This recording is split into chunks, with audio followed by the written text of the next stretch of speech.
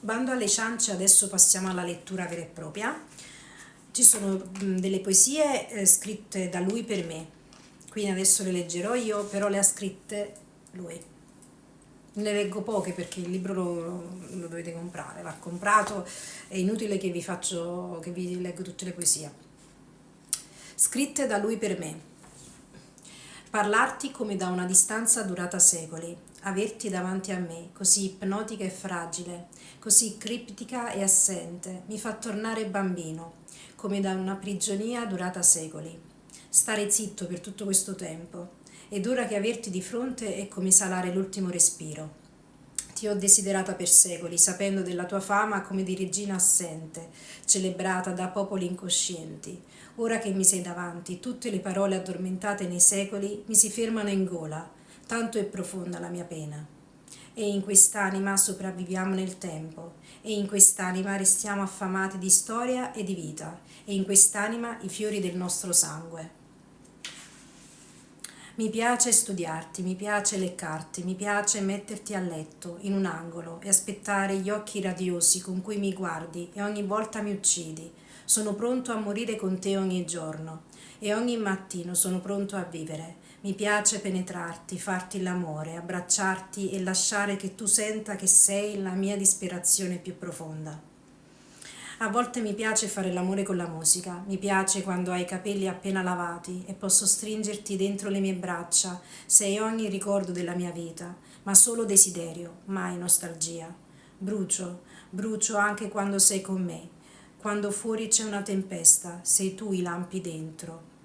Sei la mia schiava, ma io sono la tua ombra, sono un uomo triste senza di te, non posso considerarmi diviso da te. Provo a parlarti, a convincerti che non posso vivere senza di te, che pagherei per te tutto l'oro del mondo, darei per te tutto, ogni cosa che ho. Qui c'è un errore, mi sa. Morire e solo vivere senza di te. Mi accompagna un pensiero come un brivido, che per un momento tu non possa essere mia, che non possa esistere con me, dormire con me. E mi immagino svanire sotto il peso della mia impotenza. Sono diventato uomo solo perché sei mia. Vuoi sentire la voce dei nostri figli? Ci penso quando prepari da mangiare, sorridi. Ci penso quando mi pettino, mi tocco i capelli, i nostri figli. Stanno zitti, nascosti nella luce dei tuoi occhi. Io trattengo la loro anima, chiusa nel mio petto, in questo progetto dove ti muovi misteriosa nelle mie notti. Nelle albe sono il tuo migliore amico, mi preoccupo per te, ti voglio bene. Mi manchi anche quando mi sei vicina. So che sei oscura e vulnerabile, quanto me, e quando ti bacio ho paura di non poterti baciare mai più. Ti porto con me in ogni passo, ad ogni stazione.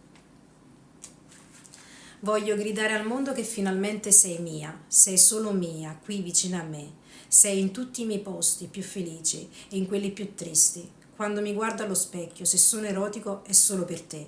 Sei bella quando ti prepari per il giorno, soave e misteriosa. Sono audace e provo ad amarti sempre, ma ancora più bella sei di sera, quando brilli alle luci della città. Mi piace vederti camminare leggera nei tuoi abiti da giorno e mi piace riguardarti prima di andare a dormire. Quando non sei in macchina con me, ti voglio, mi piace guardarti distante, allegra, oscura, piena di vita come inviolabile e impossibile. Mi piace anche guardarti come se non potessi mai essere mia. Sei bellissima mentre ti filmi prima di dormire. Mi piace come ti filmi davanti alla telecamera, come ti muovi, mi piace scoprirti. Sei piena di vita con i tuoi amici e saperti distante mi lascia così solo. Mi piace quando poi nella mia cucina mi cucini il porridge. Mi fai morire quando ti vesti e ti aggiusti i capelli davanti allo specchio. Senza di te sarei perso, non saprei cosa fare di me stesso. Sei in tutti i miei frutti, sei in tutte le mie cose. Quando non ci sei, guardo le tue gonne nell'armadio, i vestiti che ti compro e aspetto il giorno in cui li indosserai, per sapere che sorriso avrai per la tua anima. Mi piace quando sei gentile e femminile e mostri a tutti la tua natura che mi fa impazzire. Hai l'aria così determinata quando parli d'arte e vai ai musei e sei così amabile quando incontri un cantante o un musicista.